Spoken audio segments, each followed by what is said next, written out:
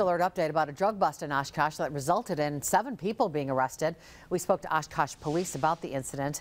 As we've reported, police arrested 7 people in a drug investigation at a home in the 1400 block of Walnut Street on Wednesday. Authorities say the people age range from 35 to 74 years old.